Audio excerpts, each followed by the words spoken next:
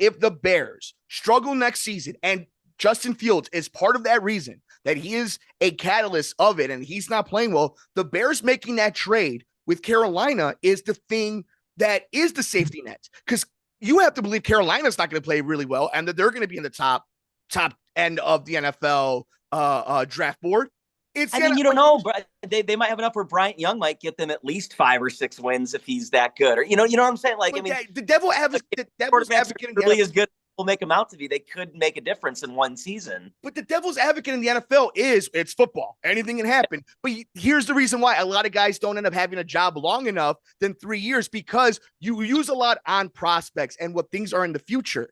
And in my opinion, if the Chicago Bears go into next year and Justin Fields is not the guy that they think he's going to be, that he's not that top tier quarterback, and they have a top tier, they have a chance to get a top 5 draft pick, and Carolina does too, they will be drafting a quarterback next season. And that is why, if you're the Raiders, if you're the Texans, if you're Cleveland, if you're any of these teams that is Seattle, if you're Detroit, your prospects, your best hope is that you get enough talent around a young quarterback on a rookie deal to be able to afford these other players. And then when it's time to pay up, you've already won the trophy that you have. Philadelphia needs to cash in. Their best opportunity is when they lost in that Super Bowl. Now they had to pay up. Now, the funny thing is, Jalen Hurts' contract in about 4 years is going to look reasonable, because there's going to be a Joe Burrow deal, a Justin Herbert deal. There's going to be dudes who get paid. And a lot of these guys have actually gone to Super Bowls. We haven't even seen Lamar Jackson get his deal yet. And they might be getting a quarterback. They might be looking at, because what's more valuable? What's more needed? A $200 million quarterback, or a quarterback that you think is going to be really good for 5 free years? But I think you're not looking at like the Cam Newton effect, though. These guys only have their best value when they're being underpaid and they're younger. Seattle literally went to 2 Super Bowls and won one on that mantra. The Cincinnati Bengals are hoping they win Super Bowls based on that. Yeah, 10 years ago when they had a quarterback on a rookie deal. That's my point. You need a quarterback on a rookie deal. So if you're the Raiders, why are you not doing that? Maybe we're agreeing with each other, but you were saying that, like you got to commit to Jalen Hurts or whatever. And like, where's Lamar Jackson's contract? And what I'm saying is, like, those guys lost their values once they were on the rookie. They're so good that you have to throw so much money at them that you affect your team in other ways, because one, you're depending on them to be as good as they were when they earned that sort of money, like the Lamar Jackson during his MVP like season. He's never going to be like that anymore. Same like Cam Newton, who's like, basically non-existent, but what I was saying, but like you and I are always kind of disagreeing on this, because I understand what you're saying is like a quarterback is essential to winning. Like you have to have a good quarterback in order to win, or at least even a serviceable quarterback, which, like you have to get lucky in that regard with how else you build your team. But if you tie up your quarterback in so much money, you lose out on other star players. And this was like the Raiders with Khalil Mack was a big thing. But also when you're comparing the Raiders nowadays with the Bears nowadays, these are 2 way different franchises right now. One team expected to suck last year, one team undershot expectations, but one team made kind of more drastic changes that they think are going to help them still be a relevant team, versus the team that's trying out year 2 of a rebuild. I would even say, if we're gonna be talking about drastic changes, this is a team that has a new president. It's second year with the general manager. It has the second year with a new coaching staff. It's second year with a starting quarterback. Like, there's a lot of changes the Bears went through drastically. Yeah, drastically, I think, but not so much on the field versus, to like. Well, this year would be that year, right? You know what I'm saying? Like, I think the Raiders made some desperation moves, but also I think because they feel that the guys bringing in under this regime are going to help them win. Not they're starting over and trying to burn out like. It's the Devontae Adams trade. Yeah, like the Bears are building a core. The Raiders think they have their core. Yes, and they don't. They don't. I mean, they had to make some drastic moves to do it, but. It's like that's why, like, the idea of like trading down, it's like there better be someone worth it at 10 if they're going to trade down, because like the draft scenario that you presented to me, it's like I don't know if that really helps them. I think if someone good is there at 7 and you really believe that they're that good, go for them. Hopefully the scouting is good though. It must be draft season if things are getting heated here on the Sports Cubicle. It's the marvelous one, Dan Marver, Devin Tingle throughout the entire show. It's the dangerous one, Paulie Dangerous, Paul Chivari. I'm Mike Mercado, and you're joining us in progress of this water cooler. How we were just kind of talking about how important this week is heading into the NFL draft. A lot of things are going to be determined for these organizations, including Paulie's Oakland Raiders, aka the Las Vegas Raiders, the Chicago Bears. There is a lot of things that are going to change in the NFL over the next 4 years. And that's kind of like how we always judge things, right? Like 4 to 5 years, that's how we'll really be able to evaluate, unless it's an obvious bust that comes through. But if you haven't been following us here on the Sports Cubicle, one of the inherent things I've always believed is teams need to be much more upfront to their fan base if they're going to struggle. Because as long as there's a plan, I'm willing to follow you in a sport where the turnaround should be fast enough. Teams like the Raiders, teams like the Titans, teams like the Giants, teams like the Jets, we'll see what happens with Aaron Rodgers. There are teams that either go for it, they think they're all in, like Cleveland, right? When all that assets with Deshaun Watson, and it's going to blow up in their face. But you look at Cincinnati. Now, again, not everybody hits on Joe Burrow, but they're going to be able to put everything around them for another year or two. And then they're going to have to sign that big contract, and they need to cash in because they're going to have to pay a lot of dudes. T. Higgins, Jamar Chase, Tyler Boyd. What's going to happen with Joe Mixon? Like, there's a lot to do on that team. And when you invest in things like a Jamar Chase and a Joe Burrow and not an offensive line, you have also put your franchise in risk of injuries. So there is a lot of different ways these organizations have to build themselves. There's not a correct way unless you have Patrick Mahomes to do this. There's no surefire way to do this. But around the cubicle, Marver's been listening to the banter back and forth. Devin is here if you're watching us live on the YouTubes. But Marver, you heard the banter going back and forth of kind of the philosophy. Let me ask you, as a Bears fan, the Bears having this draft capital, we'll see what happens. I think they're going to trade down come Thursday, but they have all this draft capital. Justin Fields struggled next season. And the Bears are on a trajectory to a 1 or 2 pick with Carolina and or their pick. They will be in on a Caleb Williams or name any quarterback because you have to be able to afford your roster around a quarterback. Do you believe that or not? No, not right now. I believe they'll trade down, and they've already picked up, a backup quarterback, and they're not going to develop another one right now. So the quarterback is not going to happen. So they'd be better off letting somebody else take a good quarterback, and they can maybe get more than one player somehow out of this because they need a lot of help, different positions. So I'm thinking that they'll trade down and hopefully make a deal that will improve the team overall. Because quarterback, they're going with Fields clearly all the way. They're all in on him without any question. Do you believe if 2023 into 2024 is a struggle for Fields, though? I guess the question is, how much trust is this front office going to give a guy they didn't draft?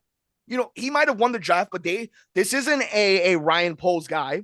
Marvin, do you think that if he struggles this coming up season, the Bears only win 3-4 games, it's a disappointing season in the bad NFC North, do you think that they will stick with Justin Fields for another season? I think that they might pull the trigger on him a little sooner than the previous administration, but they've invested enough in him that I see going through at least 24 at this point, honestly. If they have 2 bad years, maybe. And it depends upon if it's like because they're injury plagued, or is it because he sucks? It depends upon what causes the 3-14 season. Don't forget there's 17 games. And you're right. We talked about the Cincinnati thing, right? Like if they don't draft a proper line, they put their guy in a position of danger. And Paulie bringing it up, as somebody, we all watched the Cam Newton experience. We all saw McNabb and Griffin and like all these different Michael Vick, like great athletes. Some of them last forever, but some of them break down. Big Ben lasted forever. Cam Newton just fell off a cliff. And then you have something like a situation where, Andrew Luck built the entire build. And by the time he was my age, he was ready to quit. So it's like, it's hard to evaluate these guys. But Dev, I want to know your thoughts on kind of this, you jumping in and hearing what Paulie Dangerous and I were talking about. And, everybody's excited. It's draft season. It's draft day, baby. But where are you at with kind of the philosophy of, do you want a quarterback on a rookie contract and you want to build around him? Or do you invest in your guy and you're paying him the money, provide, elevate dudes? Where are you on this? Well, I think in all reality, if you want the big money contract, you have to earn it. I mean, when the Bengals gave Andy Dalton that giant contract with one playoff win, it's like, come on, this is ridiculous here.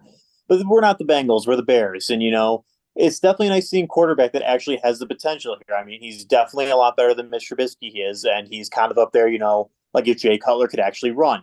It's kind of a nice thing here, though. And definitely, like Marver is kind of talking about, they've already given the Bears what I should say, they've kind of given Justin Fields more tools to succeed. They trade for Chase Claypool. You got DJ Moore move Darnell Mooney number two.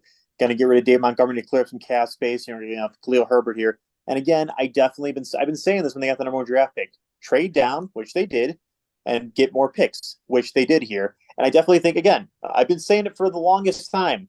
On offensive line, the thing that was the most painful about that Lions-Bears game was seeing how Jared Goff had all the time in the world to figure out where the hell he wanted to throw that, and how Justin Fields, we learned this especially last year in the season, or I should say more of his rookie season. How much do we see that guy? He was running not because he wanted to, but because he was scrambling and didn't want to get his brain knocked off here. And we're definitely kind of seeing that now here. So definitely, the team has things it needs to work on. The offensive line is probably number one on there, and good secondary defense is probably number two there.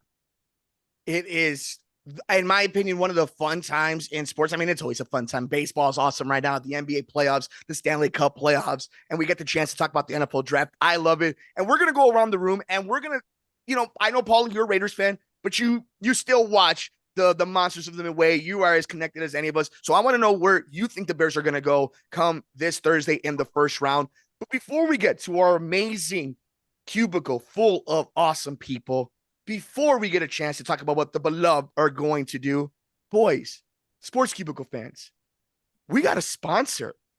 Oh my goodness, somebody has decided to actually take the dive with us. Ladies and gentlemen, visit our friends over at Sheets and Giggles. Look at their natural eucalyptus mattress for the best in-class sustainability. They've created a plant-based hybrid mattress that's eco-friendly, durable, temperature regulating, and unlike our parents, fully supportive. It is Sheets and Giggles. And if you're a listener, if you're a fan, you get 15% off all bedding right now. Just type in the Sports Cubicle, Sports from the Couch for 15% off. Oh my God, guys, we have made it big time here on the Sports Cubicle with the dangerous one, Paulie Dangerous, Paul Chivari. It's Devin Tingle. It's the marvelous one, Dan Marver. I'm Mike Mercado. Make sure you're supporting our friends over at Sheets and Giggles. Paulie. Is there a promo code? Are we not cool enough for that yet? Is there a promo code? Promo code, the Sports Cubicle, Sports from the Couch. Yeah, that's awesome. 15% off. The Sports Cubicle, Sports from the Couch. Get 15% off your betting right now at Sheets and Giggles. Paulie, what do the Bears do? It's 15% off. What are the Bears going to do?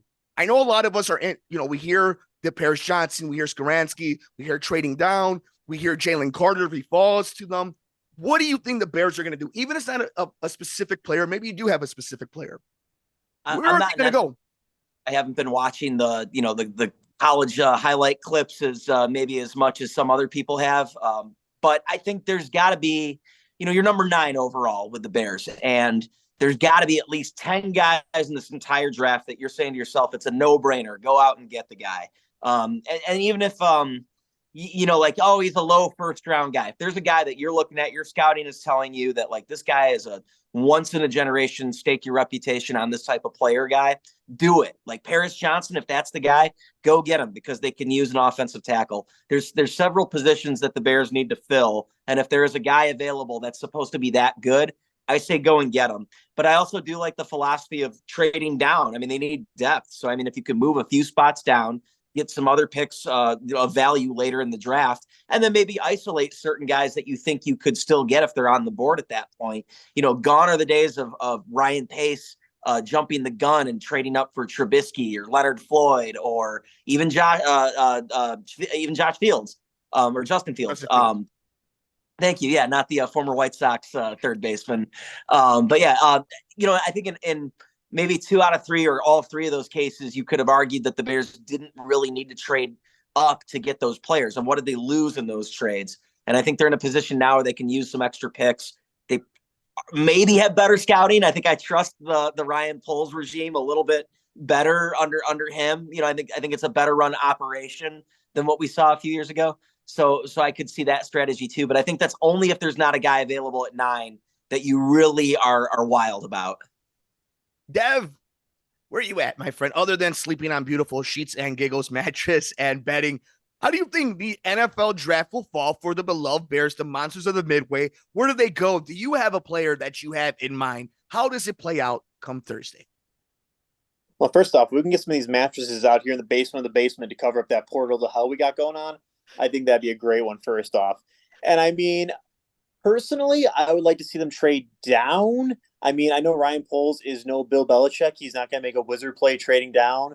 But that guy has definitely made a lot of good decisions here. But, case in point, as Paul said it best, they got a lot of positions they need to fill here. And personally, I say go for someone on that offensive line there, kind of like, go, lost train of thought there. You definitely want to take care of that offensive line because if Justin Fields is the guy, we need to make sure he's not getting bombed every, 10 seconds or so here. So I don't have any specific players. We'll get back to that in a second. Yeah. Sheets and giggles. He's ready to go to bed. I just want someone who can at least, cover Fields. That's all I have here. We'll cover Fields and make sure you're covering yourself just like Marvelous does every single time he's on the road scouting the game we love of basketball over at sheetsandgiggles.com. Put in promo code the Sports Cubicle, sports from the couch, for 15% off all betting. Marvelous, how does it work out for the Chicago Bears come the first round of the NFL draft?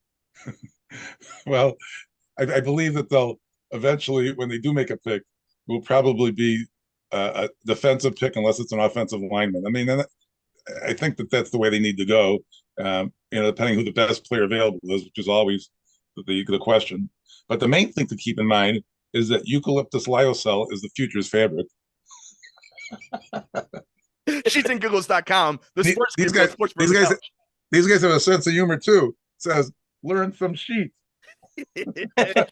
Support these people and support your friends here at the Sports Cubicle. It's sheetsandgiggles.com. Promo code the Sports Cubicle, sports from the couch. Paul, I believe it's 15% off all betting. Yeah, life can be unfunny when you're using the same sheets different day. So you got to mix it up and get some new sheets with sheets and giggles, and you'll be a lot happier. 15% off the Sports Cubicle. You guys are all doing funny jokes, so I figured I had to throw one in there. It was pretty good. Hopefully, this draft Thursday is not a joke. Hopefully, you guys are all enjoying a wonderful weekend joining us here on the Sports Cubicle. We appreciate you guys I don't think we say this enough, guys. Now that we're heading deep into baseball, baseball season's coming along. We're in playoff season for different sports, and it's a great time. Show a little love and appreciation to the amazing people that support us here on the Sports Cubicle, and we appreciate them because this is awesome. We get to talk to our boys here. We get to be in the basement of the dungeon of WCPT, and it's a lot of fun. And now that we have our friends over at Sheets and Giggles, we'll see the good times are rolling, and hopefully the times are rolling for, yes, Paulie's Raiders as well, and the beloved Chicago Bears come Thursday. Maybe they'll trade with each other, and we'll just have a beautiful Brady Bunch family, Paulie. Every time that happens, bad. Let us know your thoughts. We're on Twitter at Sports Cubicle TV. For Devin Tingle, he'll be here throughout the entire show. For the marvelous one, Dan Marver, it's Paul Chivari. I'm Mike Mercado.